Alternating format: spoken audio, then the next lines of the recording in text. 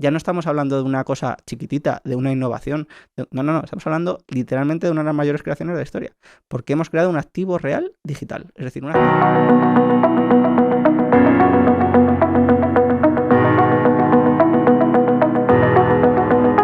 entender Bitcoin hay que remontarse un poquito a los orígenes, ¿no? A qué es lo que se estaba tratando de buscar o conseguir con Bitcoin.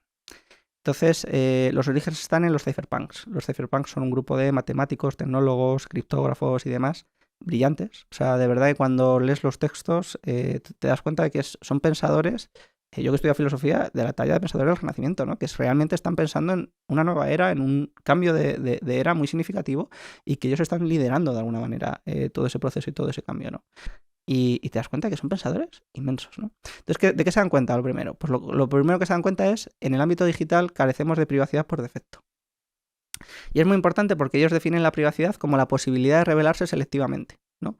Es decir, yo tengo privacidad allí donde puedo revelarme selectivamente. Por ejemplo, si yo al mercader, al tendero, le doy dinero en efectivo, el que ha emitido ese dinero no sabe que yo se lo doy al tendero, ¿no? Esa transacción queda privada.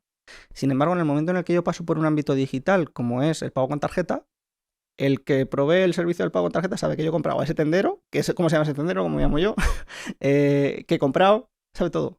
Automáticamente he perdido la posibilidad de revelarme selectivamente, porque en el ámbito digital siempre hay proveedores de servicio, y como hay proveedores de servicio, ellos pueden acceder a la información directamente. Entonces, ¿qué es lo primero que tratan de hacer? Pues un remailer anónimo, es decir, la posibilidad de enviarse correos entre ellos sin que haya un proveedor del servicio tercero que acceda a la información, ¿no? Claro, esto está súper bien, pero a mí lo que me interesa no es esto. A mí lo que me interesa es poder transaccionar económicamente. O sea, poder enviar información de manera privada, oye, guay. Pero ¿cómo transmito valor en el ámbito digital? De forma privada también. Porque claro, llevarte un maletín efectivo a otro país es complicado, ¿no? Porque ya simplemente en el aeropuerto vas a tener que pasar, no vas a tener privacidad en todos esos sentidos, ¿no?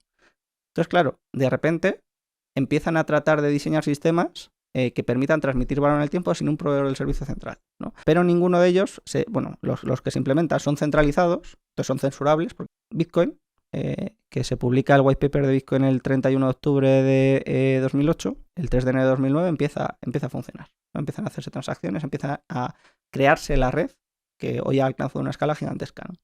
Entonces, claro, ¿qué es lo que pasa? Que el objetivo que tiene aquí, ¿cuál es?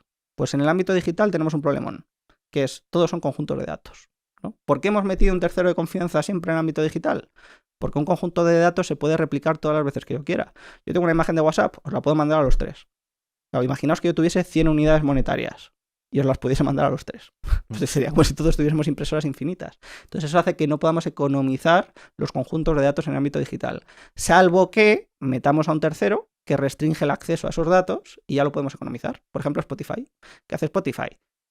Una canción es un conjunto de datos. Es decir, yo podría, igual que un audio de WhatsApp, podría enviaros la canción a todos. Claro, en el momento en el que esa canción está restringida por un tercero, ya la puede economizar. Eso es lo que hace. Y eso es lo que hacemos con todo, también con nuestro dinero. ¿Qué tenemos con nuestro dinero? Un banco que se encarga de que no gastemos varias veces las mismas unidades. Lleva una trazabilidad de todo eso. Claro, el problema es, tenemos un tercero de confianza, no tenemos privacidad, si quiebra, si nos da problemas, si nos bloquea, si nos censura, si el Estado le ordena que nos censure. Claro, perdemos todas esas ventajas que tenemos con los activos reales. Entonces, ¿cuáles eran los dos problemas que tenemos que resolver aquí? El del doble gasto y el del tercero de confianza. ¿Qué hace Bitcoin? Resolverlos los dos a la vez. Entonces, claro, de repente hemos encontrado que Bitcoin no es la primera criptomoneda, sino que es la culminación de un proceso muy largo para resolver problemas históricos del ámbito digital, el problema del doble gasto y el problema del tercero de confianza. Entonces, ya no estamos hablando de una cosa chiquitita, de una innovación. No, estamos hablando literalmente de una de las mayores creaciones de la historia, porque hemos creado un activo real digital, que luego lo podemos ver, pues hemos creado un registro global de la propiedad, donde transmitimos este activo subyacente, un activo real digital, simplemente accediendo con unas claves. Claro, cuando tú ves esto, dices tú, madre mía, de repente tenemos una nueva forma de propiedad y un nuevo tipo de activo económico. Esto es gigantesco. O sea, a mí, eso es lo que digo, esto es una pasada, ¿no? Y claro, pues entender eso te revoluciona completamente lo que es Bitcoin, ¿no? Claro, luego te das cuenta, tiene una emisión completamente determinística, ¿no? Entonces, además económicamente es interesantísimo, porque claro, Satoshi pues era un grandísimo historiador del dinero, pero el dinero en el sentido, no pensemos del dinero fiat como una alternativa al dinero fiat de dinero para medios de pago, sino de maneras de transmitir valor en el tiempo, ¿no? Eso es como hay que entender más Bitcoin, no como una alternativa al dinero para pagar un café, sino una alternativa como aquello que utilizamos para transmitir valor en el tiempo. Como han sido las joyas, como ha sido el oro, como ha sido el arte, como son las acciones, como son los bienes inmuebles. Todo eso tiene una serie de propiedades específicas que los hacen mejores o peores portadores de valor a lo largo del tiempo. Porque si una cosa se deteriora con el tiempo, una manzana, pues no me va a servir para atesorar riqueza. Porque tengo 1.000 millones de euros en manzanas y la semana que viene no tengo nada, ¿no? Si son cosas que necesito mucha cantidad porque no son escasas, por ejemplo, pues yo qué sé, aluminio, por muy bonito que sea y por muy brillante que sea y por muy ligero que sea, a mí no me sirve porque puedo crearlo en cantidades ingentes, ¿no? Entonces, todo, y para almacenar mucho valor, entonces voy a tener que tener, pues yo que sé, una nave gigantesca llena de aluminio. Entonces eso me tiene muchos costes de almacenamiento, me tiene muchos problemas, ¿no? Pues todo ese tipo de propiedades que hacían a ciertos activos buenos transportadores de valor en el tiempo, pues Bitcoin las tiene potenciadas mediante software, ¿no? Mientras que el oro tiene una escasez relativa, Bitcoin tiene una escasez absoluta. ¡Wow! De repente tenemos un activo con una escasez absoluta, es decir, tenemos un activo que ha acabado con el riesgo de dilución. Esto es gigantesco, ¿no? O sea, yo se lo digo mucho, pero es que cada vez que lo explico, y lo explico todos los días, me sigo alucinando, ¿no? O sea, el oro, vale, tenemos un activo genial, fantástico, nos encanta. Pero es que se incrementa su oferta un 2% al año de media, ¿no? Es que en 10 años mi parte respecto al total del oro se ha diluido un 20%. Es que con Bitcoin no solo no se diluye, es que tiende a incrementarse. Porque como la gente pierde las claves para acceder al registro de la propiedad, esos Bitcoins se pierden. Ya se han perdido aproximadamente 4 millones de Bitcoin. Esto en términos económicos es como si una empresa estuviese recomprando acciones permanentemente. Pues eso es lo que pasa con Bitcoin. Entonces, joder, de repente tenemos un activo con buenas propiedades para transportar valor en el tiempo, que acaba con el riesgo de dilución y que encima pues se va perdiendo, ¿no? Es decir, a largo plazo tendrá una oferta deflacionaria. Pues esto parece interesante. Con una característica única que es una propiedad absoluta. ¡Wow! Y nadie podría ser el 21 millones un Bitcoin. No, no se puede. Esa es parte de la clave. Para eso hay que hablar del sistema de incentivos de Bitcoin y cómo funciona, ¿vale? Bitcoin, uno de los grandes errores aquí ha sido pensar que lo relevante es como la tecnología blockchain, ¿no?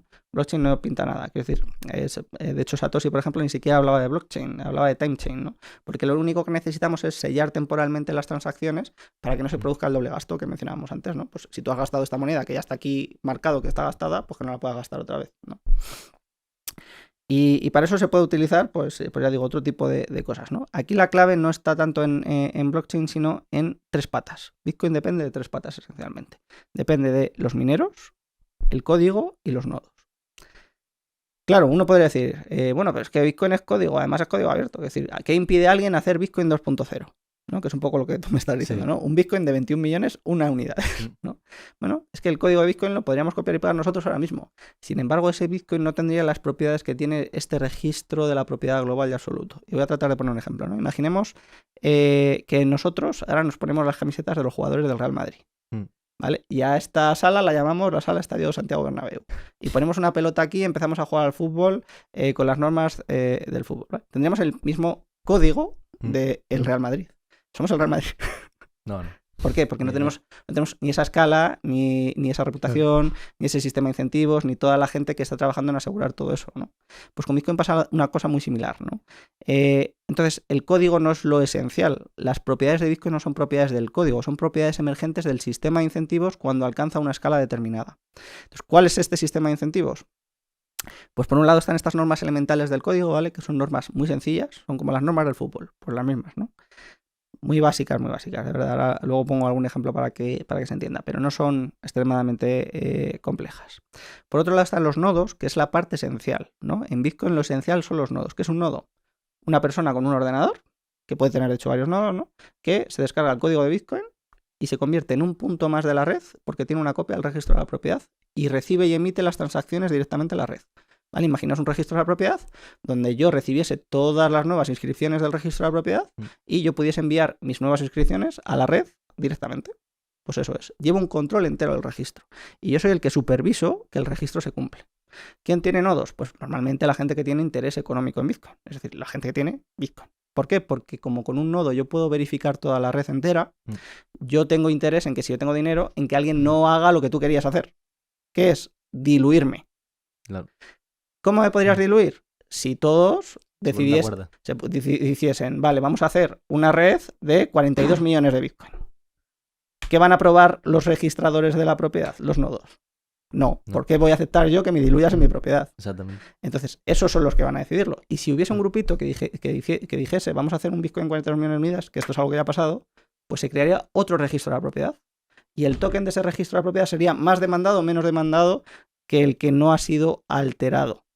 Pues eso es lo que el mercado va a demandar, ¿no? Una propiedad nueva que no se altera, que permanece durante más de 11 años sin una sola denegación de servicio, que eso es lo que es Bitcoin, ¿no? Entonces, esa es la propuesta de valor. Un conjunto escaso de 21 millones de unidades que se pueden poseer y transmitir sin depender de tercero. Claro, cuando tú tienes eso, ¿para qué vas a incrementar la oferta? ¿Quién va a aceptar ese cambio? ¿No? Los que se mantengan en eso van a mantener ese registro de propiedad que es Bitcoin, ¿no? Pero este fenómeno se conoce como un fork, ¿no? Y hay otras criptomonedas que son forks de Bitcoin. Es decir, que han querido cambiar alguno de los aspectos de Bitcoin para mejorarlo, pero que no valen absolutamente nada, ¿no? Precisamente, pues eso, incrementar la oferta a 80 millones, a 42 millones, a lo que sea, ¿no? Y otras criptomonedas son eso. ¿Valen algo? No. ¿Por qué? Pues porque se han alterado algunos de los elementos de este sistema de incentivos que hacen que Bitcoin sea inmutable, ¿no? Entonces, dentro de este, que luego pongo una metáfora para que esto se entienda, porque mucha gente se pierde en estos temas. Dentro de este sistema de incentivos también están los mineros. ¿Qué son los mineros? Pues nada, simplemente gente que compra equipos, ¿vale? Que se llaman ASICs, que se conectan a energía y generan números de lotería, ¿vale? Cuando un minero encuentra un número de lotería, tiene derecho a escribir en el registro de la propiedad, ¿vale? Y él va a ser el que va a escribir el nuevo registro de la propiedad. Pero los nodos van a validar que las transacciones que se incluyen en ese registro de la propiedad son buenas, cumplen el código, cumplen las normas, antes de entrar y después de que lo propongan, ¿vale? Y si lo ha hecho mal el minero, se ha hecho trampas a la hora de escribir, le van a tirar atrás su trabajo. Y toda la inversión que ha hecho en equipos y en energía se va para atrás. Este es el mecanismo de incentivos. Vamos a verlo con una metáfora, ¿no? Un concurso de puzzles, ¿no? Imaginaos que tenemos un puzzle cada 10 minutos que hay que hacer, ¿vale? Que hay que resolver. Un puzzle de 2.000 piezas. El primero que lo hace, solo el primero, se lleva $200.000 de recompensa. Y luego hacemos un historial de los puzzles que se han ido resolviendo, ¿vale? Este concurso de puzzles tiene unas normas muy elementales. ¿Cuáles son esas normas? No te puedes traer piezas de casa. No puedes robarle piezas al vecino. No puedes usar piezas que ya has usado. No puedes meter una pieza por la fuerza. Ya está, ¿vale? Normas muy básicas. Y por otro lado tenemos los jueces. Los jueces que van a decir si el puzzle se ha hecho bien o se ha hecho mal. Claro, si este concurso con 200.000 euros de recompensa cada 10 minutos tuviese un solo juez, ¿qué pasaría? Que los concursantes y el juez se amañan, hacen trampas y dicen, sí, tu puzzle está bien, lo has hecho primero, venga, dame la mitad y yo me callo. Claro, si hubiese 3, pues sería un poquito más difícil. Si hubiese 4, sería un poquito más difícil. Si hubiese más de 100.000, que es lo que pasa en la red de Bitcoin, es lo que tenemos un registro de la propiedad inmutable, ¿no? Por ese sistema de incentivos. Hay muchísima gente compitiendo por hacer el puzzle y muchísimos jueces que se aseguran que nadie haga trampas. ¿Por qué no se aseguran de que nadie haga trampas? Porque ellos no cobran nada. Porque ellos tienen propiedad ahí y no quieren que nadie haga trampas. ¿Esos jueces a lo que te refieres? Son los nodos.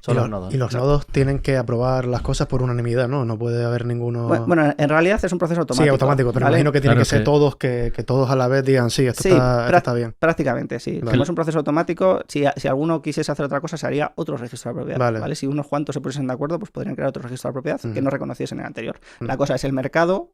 ¿Qué token va a demandar? Claro. ¿El del registro de propiedad que tiene 7 nodos o el del registro de la propiedad que tiene más de 100.000? Sí. Claro. Y esto es donde tienen los huevos, por así decir. ¿Qué van a proteger? Van a proteger ese registro a toda costa, ¿no? Claro, cuando entiendes así te das cuenta de que este sistema... Porque es que a mí esto es una cosa que me sigue explotando la cabeza, ¿no? Pero Bitcoin lleva más de 11 años sin una sola denegación de servicio. Es decir, no ha habido ningún usuario en más de 11 años que no haya podido hacer una transacción. ¿Y esto por qué? Pues precisamente por este sistema de incentivos, porque no ha sido nadie capaz de corromperlo. ¿Por qué? Porque para tú escribir en ese registro de propiedad tienes que hacer un coste gigantesco, ¿vale? Tienes que ser un minero muy grande, tienes que gastarte cientos de millones de euros o miles de millones de euros para hacer un pequeño ataque a la red, un pequeño ataque que además puede hacer muy poco. Entonces, el sistema desincentiva los ataques, porque los hace extremadamente costosos. Lo tienes que sostener en el tiempo, además, porque en el momento en el que dejes de hacerlo, pues vuelve a funcionar la red con normalidad. Y después porque tiene muchísimos jueces, y al tener muchísimos jueces, ¿cómo los corrompes? Pero lo de los jueces y los nodos, o sea, ¿cómo funciona en la práctica? Me gustaría... En la práctica no es nada. Tú tienes un ordenador, te descargas el código de Bitcoin y ya está, y funciona. Y tú puedes enviar y recibir las transacciones a la red y contribuyes a la descentralización con eso. Simplemente se aseguran de que cumples las normas elementales del código. Ya está. No tiene más. O sea, es como si pusiésemos a un juez más en el FIFA a controlar que las normas funcionan. Claro, y para atacar esa red tendrían que atacar todos los nodos, que sería muy costoso. Claro, porque además puede ser un nodo privado. Entonces, en términos energéticos, imagino. O... No, es un ordenador. Ser un nodo cuesta muy poco. Esa es la gran ventaja de Bitcoin, que ha descentralizado la validación. ¿No? Es decir, que cualquiera con un ordenador y un disco duro externo puede tener una copia, entrar al registro de la propiedad y verificarlo todo. ¿Por qué es esto? Que es una muy buena pregunta.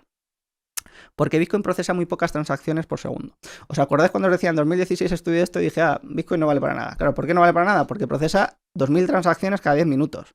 Oye, bueno, chicos, si esto tiene que ser la alternativa al dinero, a nivel global es imposible. Sí. Claro, luego empiezas a estudiar y dices, no, es que esto está buscado específicamente. ¿Por qué? Porque un teléfono móvil puede verificar 2000 mensajes de WhatsApp en 10 minutos. Sí, perfectamente, ¿no? A mí me entran 2000 mensajes de WhatsApp en 10 minutos en el móvil sin ningún tipo de dificultad. Pues un ordenador puede verificar estas normas muy elementales que hemos comentado en 10 minutos en 2000 transacciones, pero no en 1000 millones de transacciones. Para procesar estas normas en 1000 millones de transacciones, cualquier ordenador del mundo revienta. Necesitas un centro de datos. Y si necesitas un centro de datos para ser un juez, ya no puede ser un juez cualquiera. Entonces ya no tienes muchos jueces. Y si ya no tienes muchos jueces, tu red es completamente corrompible. Ya tienes una centralización ahí. Ya tienes una centralización. Y como tienes una centralización ahí, que es lo que tienen todas las criptomonedas, pues tu sistema de incorruptibilidad cae. Claro, por eso cuando dicen que hay otra criptomoneda que procesa más transacciones o que son más rápidas, es por eso mismo. Se han cargado la centralización. Claro. O sea, se han cargado la descentralización. Se ha cargado la gracia del juego, ¿no? Exacto, se han cargado la gracia del juego. Para eso, pues ya teníamos otras cosas. Ya tenemos Visa, ya tenemos PayPal, ya tenemos otras cosas.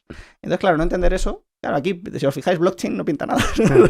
No ha sido necesario para explicar todo esto, ¿no? Simplemente es la página, pensar literalmente en un registro de la propiedad, las páginas de un registro donde se escriben transacciones. Siguiente página, otras transacciones, siguiente página. Pues eso es. A mí me da igual que sea blockchain o que sea otro tipo de sistema, se podría buscar, ¿no? De hecho, probablemente sea sustituido porque Bitcoin es de código abierto, entonces se pueden ir implementando mejoras, siempre y cuando las acepten los nodos. ¿Qué mejoras van a aceptar? Las que mejoren su propiedad, no las que vayan... Es decir, si apareciese una amenaza real para Bitcoin, los nodos automáticamente dirían, sí, vamos a proteger nuestra red y vamos a aceptar los cambios que sean necesarios para ello. Pero mientras no aparezca...